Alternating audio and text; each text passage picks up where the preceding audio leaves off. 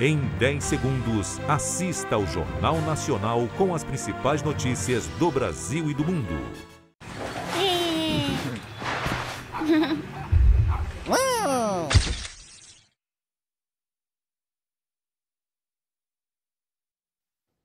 Boa noite. Boa noite. As conexões internacionais do PCC.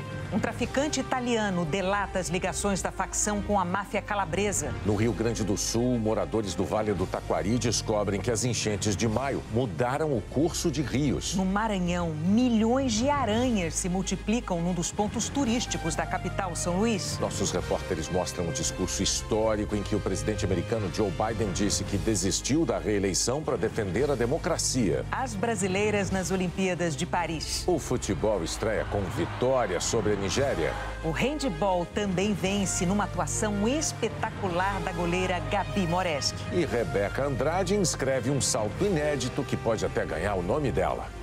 O Jornal Nacional está começando.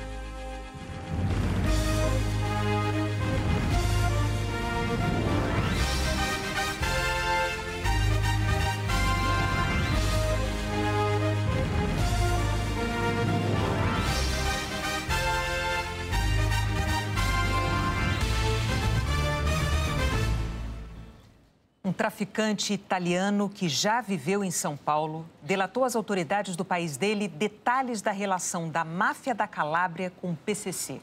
Uma relação que a polícia paulista já estava investigando.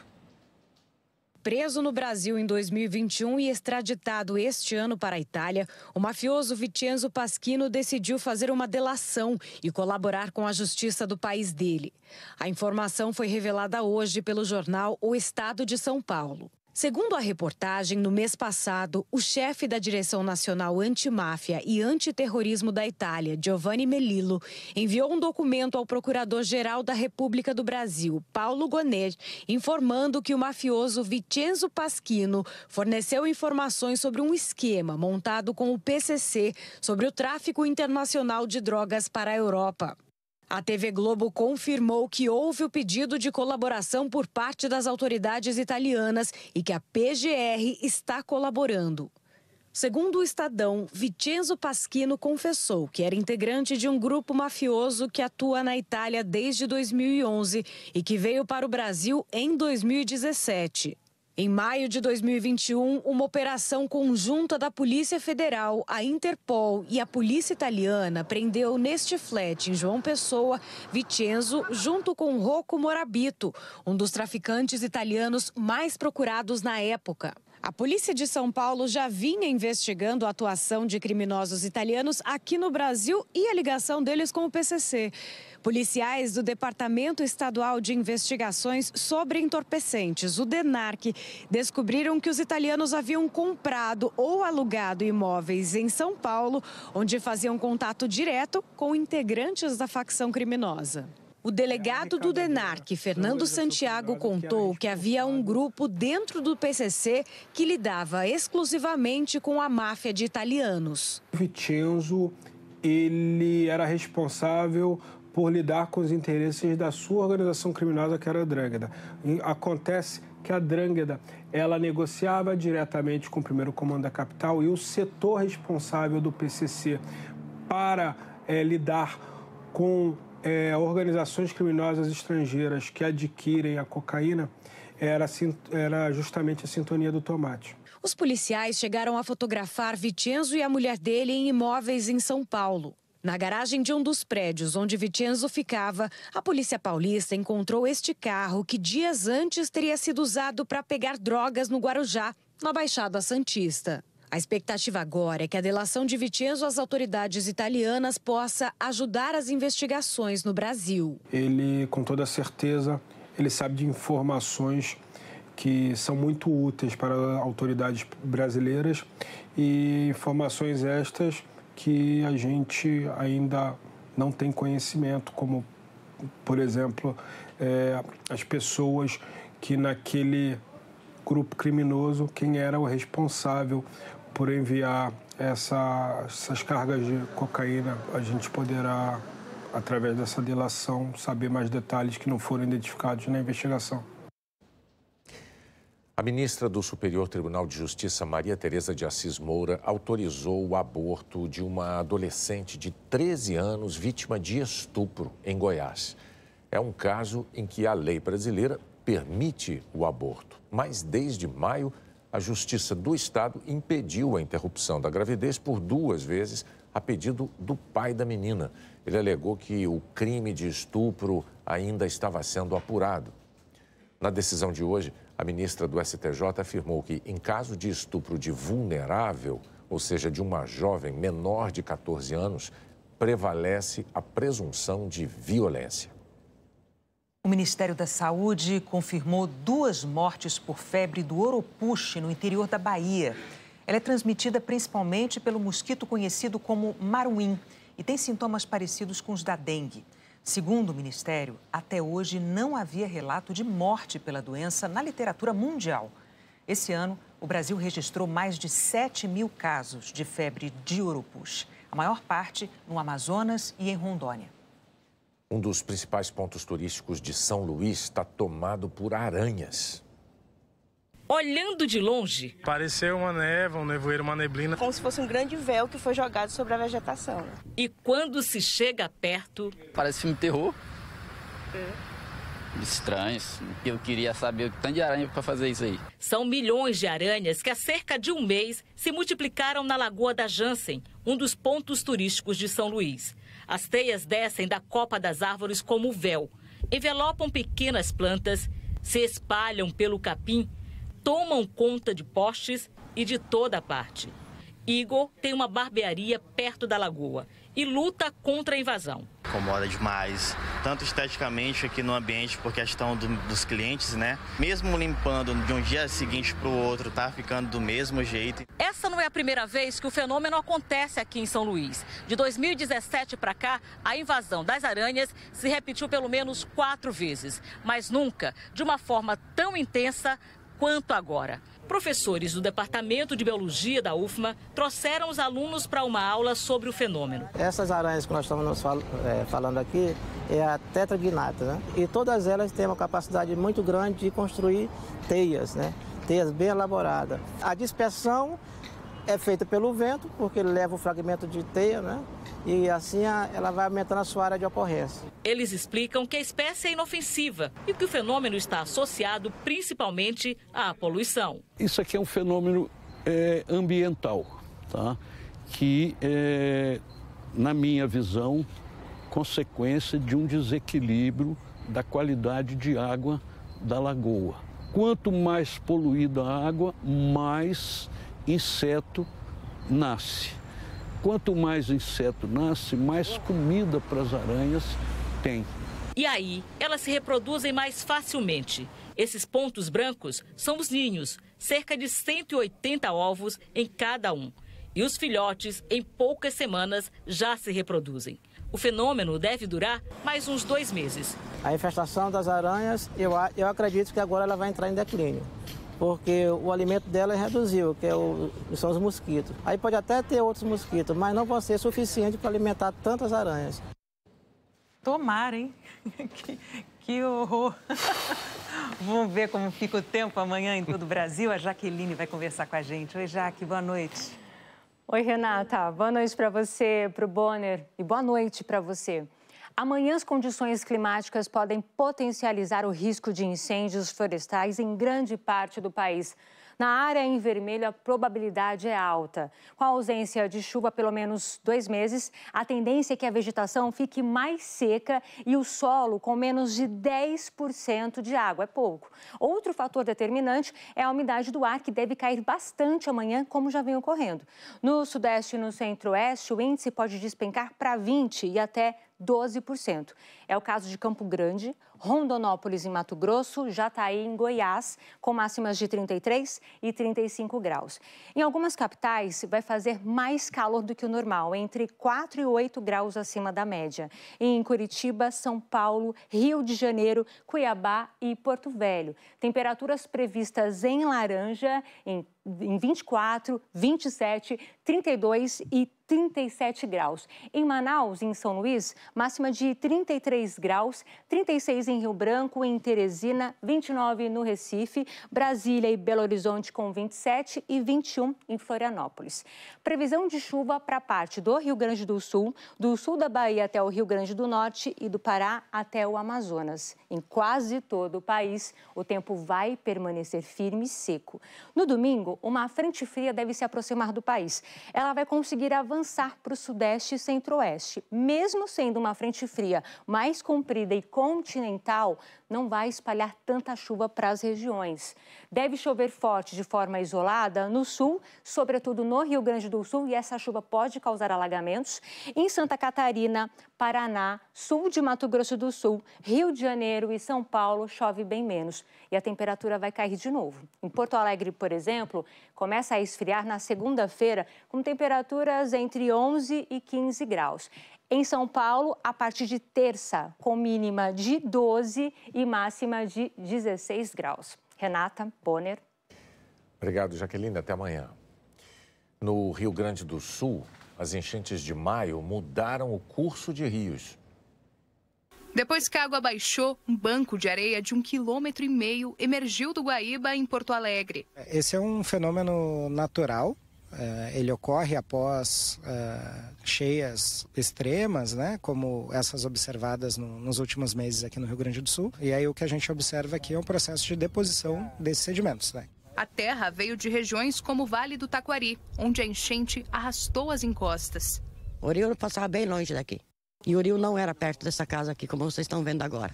Em Cruzeiro do Sul, a enxurrada também mudou a vista entre as margens. A gente sabia que tinha igreja, tinha um bairro de Estrela, a gente sabia, mas não enxergava, né? Agora enxerga tudo. Em outubro do ano passado, a mata acompanhava o rio Forqueta em Lajeado. Hoje a paisagem é tomada pelo barro. As perdas do solo e das árvores prejudicam a proteção contra futuras cheias.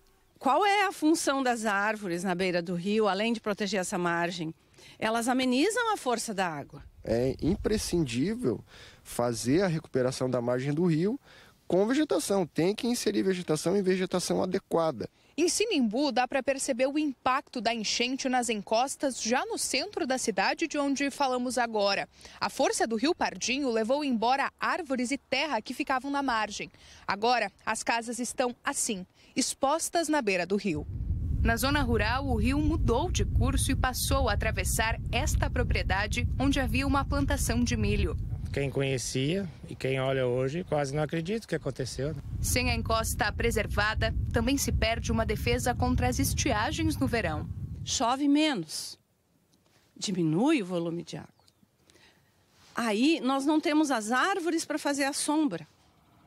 E o sol incidindo diretamente sobre essa água, em temperaturas elevadas. Então a gente vai ter uma evaporação muito grande. Sem poder voltar para casa, a população observa o alargamento dos rios. Aqui era muito bom de morar. Eu adorava morar aqui. Eu não tenho raiva do rio. Isso eu vou dizer uma coisa. A natureza a gente não pode ir contra, né? Além desses danos ambientais, as enchentes do Rio Grande do Sul tiveram um impacto negativo na arrecadação de impostos no mês de junho. Mesmo assim, o governo federal recolheu 209 bilhões de reais, um recorde para o mês desde o começo da série histórica em 1995. No primeiro semestre, a arrecadação somou 1 trilhão e 300 bilhões. Também é um recorde. A Receita Federal afirmou que o aquecimento da economia e medidas como a tributação dos fundos de investimentos exclusivos contribuíram para esse resultado.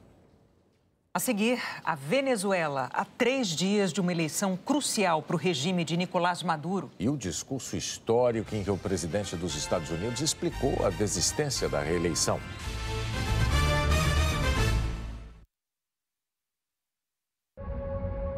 Para proteger o seu voto, o sistema eleitoral possui várias camadas de segurança. A urna não tem acesso à internet, o que impede qualquer invasão. O código-fonte é verificado por instituições e especialistas independentes. A transferência de dados é protegida de ponta a ponta. Ao todo, mais de 30 barreiras garantem a segurança do seu voto e a integridade da democracia. Justiça Eleitoral, a justiça da democracia. De ponta a ponta, é com o Bradesco que o agro conta. De geração a geração, da fazenda à mesa, do trabalho ao orgulho, da porteira para o mundo. No Bradesco, você tem condições especiais de crédito. De ponta a ponta, é com o Bradesco que o agro conta. É o desconto do desconto, Casas Bahia!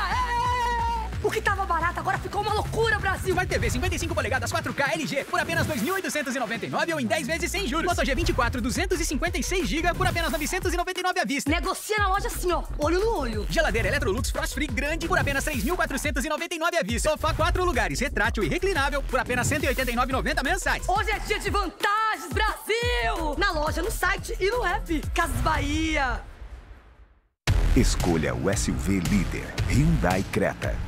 Aproveite as ofertas imbatíveis do carro mais vendido do Brasil no varejo, com bônus de R$ 13.300 ou teto solar panorâmico grátis. Líder em tecnologia com central multimídia, serviço de carro conectado BlueLink e a Smart Câmera 360. Só quem confia dá 5 anos de garantia sem limite de quilometragem. Agende já o seu test drive. Unidos é mais torcida! Açúcar Caravelas 3,79. Leite Longa Vida Italac 4,47. Arroz Raros 23,98. Acém Bovino 19,98. Alcatra Bovina 26,98. Filé de frango Seara 15,98. Batata congelada Easy Chef 19,98. Ovos 20 unidades 8,98. Siga as nossas redes sociais.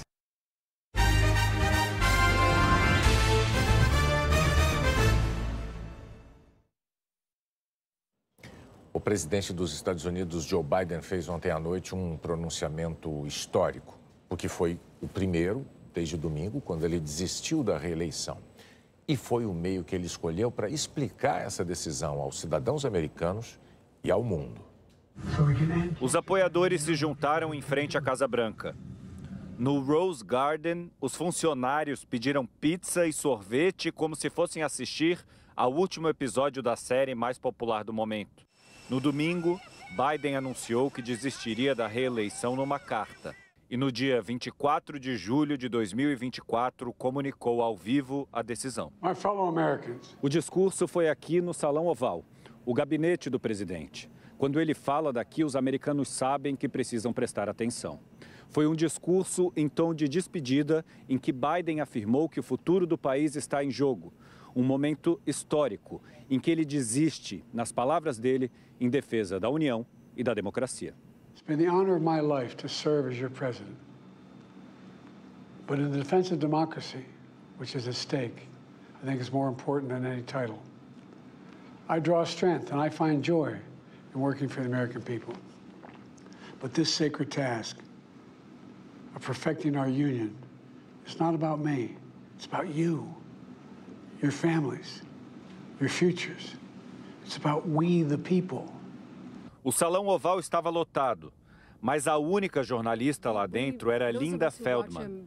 Ela acompanha as notícias da Casa Branca há mais de 20 anos e foi sorteada para estar lá ontem.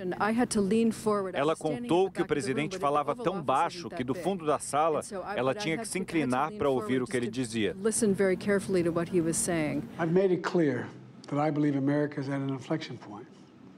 One of those rare moments in history when the decisions we make now will determine our fate of our nation and the world for decades to come.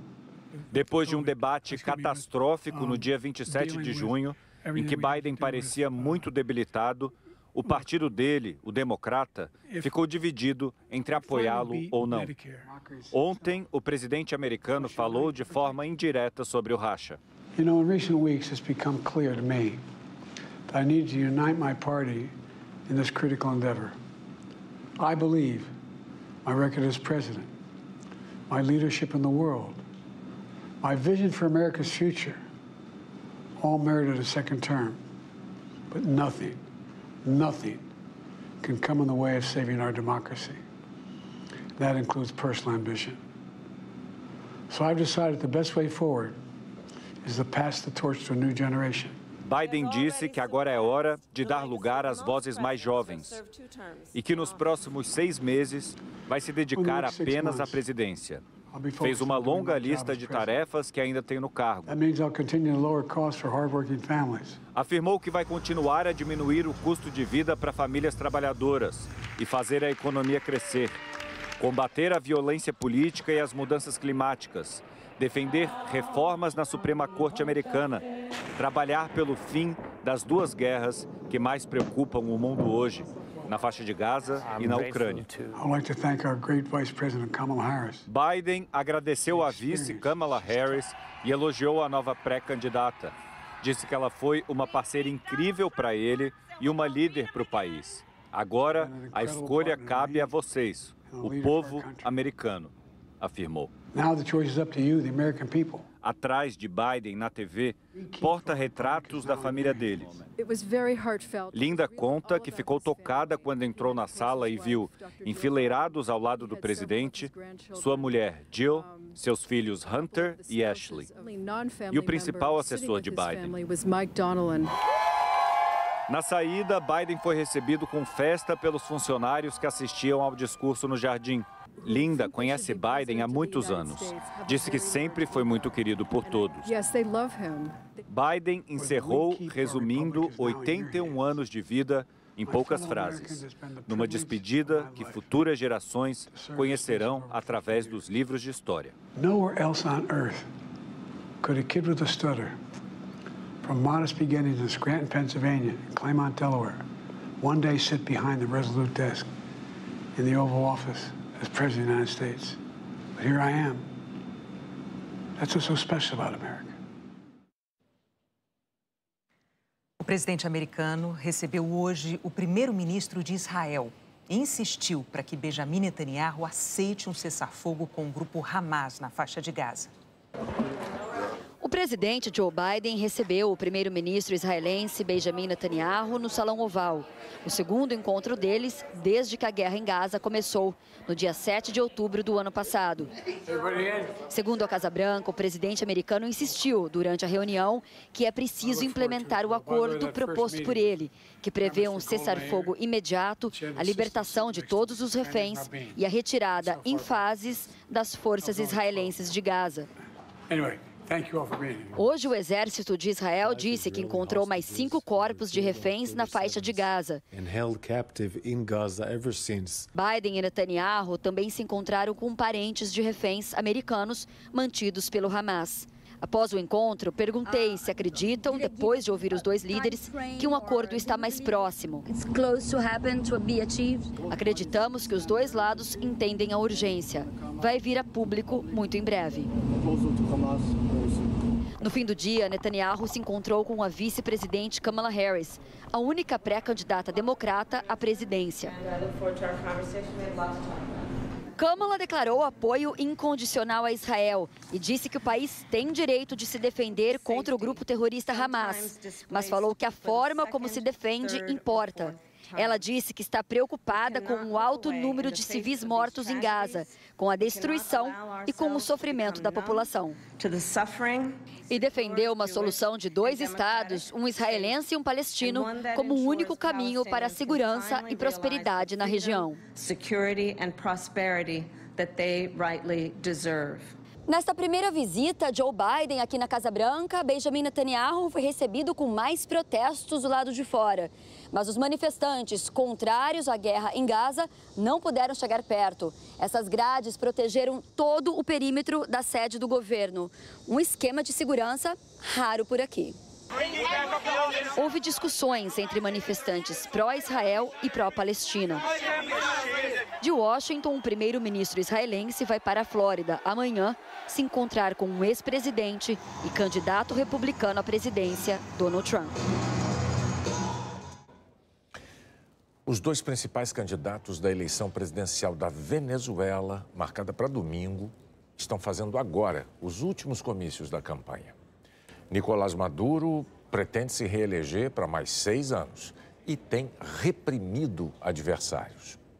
A comunidade internacional está preocupada e atenta. Apoiadores dos dois candidatos dividiram Caracas.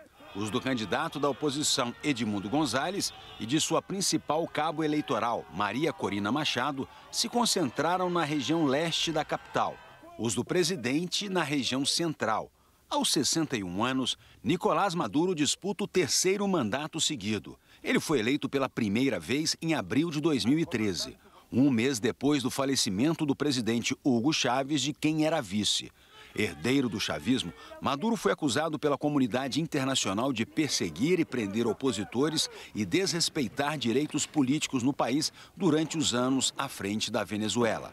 Maduro tem adotado um discurso de intimidação a adversários e eleitores. Na semana passada, ele declarou que, caso perca a eleição, haverá banho de sangue e guerra civil. O adversário de Maduro é o diplomata aposentado Edmundo Gonzalez Urrutia, de 74 anos. Ele se tornou o candidato da oposição de última hora, depois que os tribunais controlados por Maduro impediram as candidaturas da ex-deputada Maria Corina Machado e da substituta dela, a filósofa Corina Iures. Ao longo da campanha, Gonzalez defendeu o retorno de venezuelanos que estão no exterior. São mais de 7 milhões e 700 mil, segundo a ONU, e prometeu a recuperação da economia.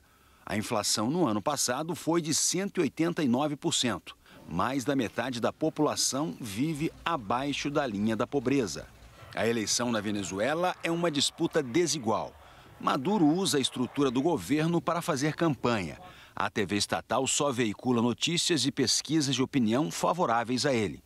Pesquisas de opinião independentes apontam que Edmundo Gonzalez tem mais de 30 pontos percentuais de vantagem sobre Nicolás Maduro. Já um instituto pró-governo diz que o cenário é o contrário. É Maduro quem lidera com ampla vantagem. Jornalistas independentes sofrem perseguições. 6 apoiadores de Edmundo Gonzalez buscaram refúgio na embaixada da Argentina, na Venezuela, com receio de serem presos. Mestre em Direito Internacional, Vitor Del Vecchio está em Caracas e relatou o que vê nas ruas. As cidades estão forradas de outdoors, de faixas do governo, do Nicolás Maduro, e, ao mesmo tempo, a gente vê muito pouca mobilização oficial nesse sentido da oposição. E uma coisa que me chamou muita atenção é uma confusão do público e do privado. Então, você vê, por exemplo, lugares onde deveria ter um símbolo do governo e não do candidato, você vê uma propaganda política também. We support the peaceful elections. Agora à tarde, o porta-voz de segurança dos Estados Unidos, John Kirby, declarou que espera eleições pacíficas e justas no domingo e disse que repressão política, violência e intimidação são inaceitáveis. Any political repression and violence is unacceptable. Os ministros de Relações Exteriores do Brasil, Mauro Vieira, e da Colômbia, Luiz Gilberto Murillo, se reuniram em Brasília para avaliar a situação na Venezuela. Mauro Vieira não quis falar sobre o resultado do encontro. Amanhã, o embaixador Celso Amorim, assessor internacional da presidência, deve embarcar para a Venezuela para acompanhar de perto as eleições.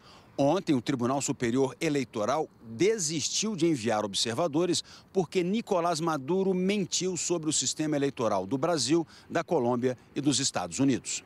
Mauro Vieira mostrou otimismo quando perguntado sobre as expectativas para a eleição. Segundo Vitor Del Vecchio, a comunidade internacional duvida da integridade das eleições na Venezuela. Seja porque elas perderam a fé na lisura do processo, ou seja, pelos diversos entraves que o governo vem impondo. Então, negar vistos para pessoas que vão cobrir as eleições, ou mesmo aquelas que já têm vistos, quando chegam aqui, são deportadas de volta, ou sofrem algum tipo de pressão que faz com que elas avaliem que não é seguro estar aqui.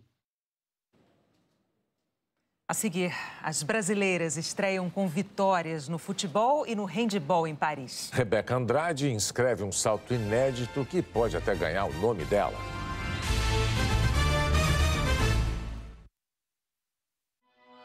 Sandra quer partir para longe de João Pedro, mas essa decisão pode abrir espaço para Mariana. Tô com as mercadorias encaiadas lá no porto, esperando um frete aí para poder trazer para cá, mas... na volta eu trago. Então eu vou junto. Isso se eu não for incomodar. De repente, de uma hora para outra, seu marido se pica para Ilhéus, mas a outra, que deixa você aqui, chupando o dedo? Hoje, renascer. Basta uma faísca para acender a vontade de começar. Para todos os seus começos, Santander Select. Um time de especialistas em investimentos. Serviços internacionais. Cartões exclusivos. Um olhar atento para o seu tempo. Comece em você. Começa agora. Santander Select. Aniversário Rede Economia. Comprou, economizou, ganhou! Ovos 20 unidades, R$ 7,99. Filé de frango, R$ 13,99. Charque PA, R$ 19,98. Coca-Cola 2 litros, R$ 8,99. Leite LG, R$ 4,35. E tem mais economia! Açúcar do Leão, R$ 3,95. Papel neve com 12 rolos, R$ 10,99. Linguiça calabresa, R$ 14,99.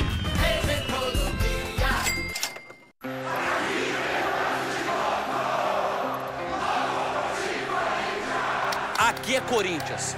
Aqui, operários de uma fábrica de tecido não podia nunca imaginar o poder do manto. Camisa de garra, camisa de luta, camisa de força pra esse bando de louco aqui, ó. Você não tá entendendo, irmão. Aqui é segunda pele. E é pra todas as peles. Dos mano, pras mina. Aqui se contesta como doutor. Aqui se dá sangue como Zé. Aqui é o time do povo. E é o povo que faz o time. Aqui é fiel. A gente invade o Rio. A gente invade o Japão se precisar. Mas sem nunca esquecer da nossa origem. A gente pode perder, a gente pode ganhar. Mas o que a gente não pode nunca, e nem vai, é parar de lutar. Corinthians Esportes da Sorte é muito mais que um patrocínio. É uma honra. Vem aí. Expo Cristã Rio de 5 a 8 de setembro no Rio Centro. Entrada gratuita. Acesse o site e faça seu cadastro. expocristã.com.br. Realização Anit. Apoio Globo. Eu tô quase perdendo tudo que eu já amei. O meu mundo inteiro precisa de você. Aperta aqui. Aperta! Me cortou com essa faquinha de churrasco. Vai lá, boa sorte, sou seu fã. A transmissão dos Jogos Olímpicos Paris 2024 na Globo é um oferecimento de Corona Zero, patrocinadora oficial das Olimpíadas. Claro, com a Claro você se conecta mais com a vibração do esporte. Piracanjuba, acreditar, isso é da gente. E Banco do Brasil, fã apaixonado pelo esporte brasileiro.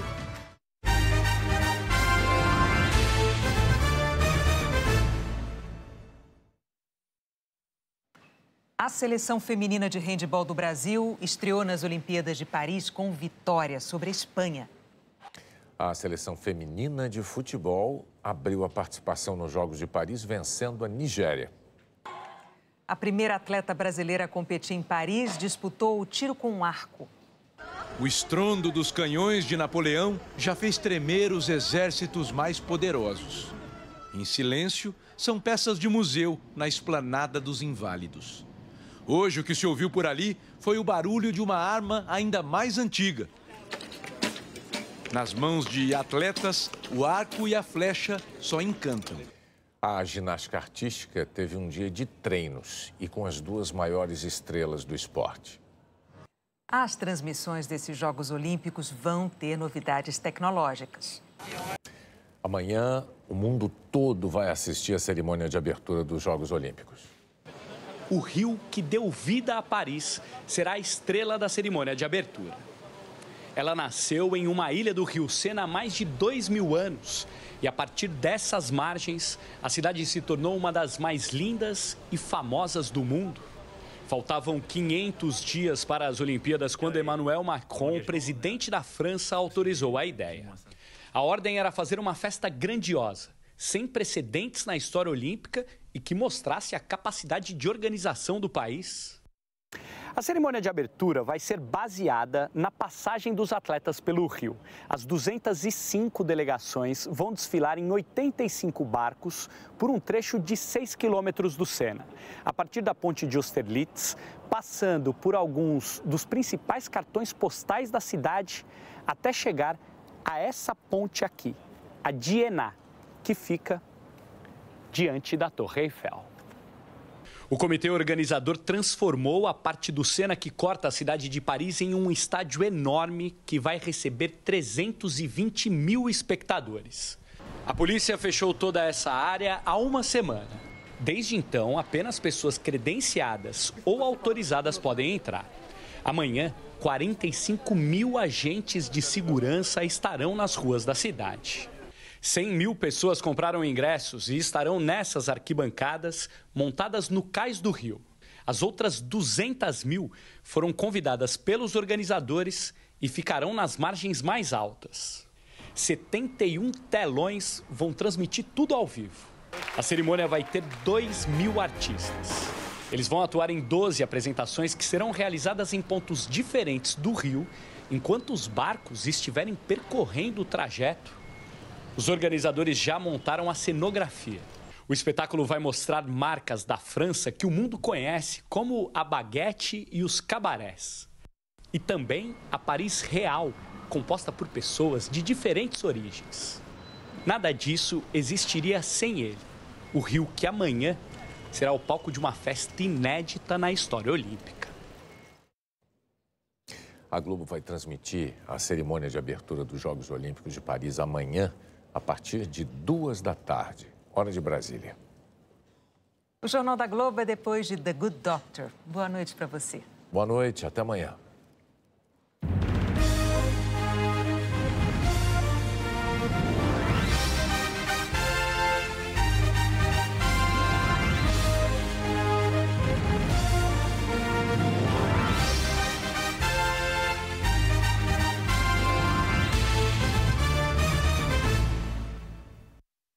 Jornal Nacional.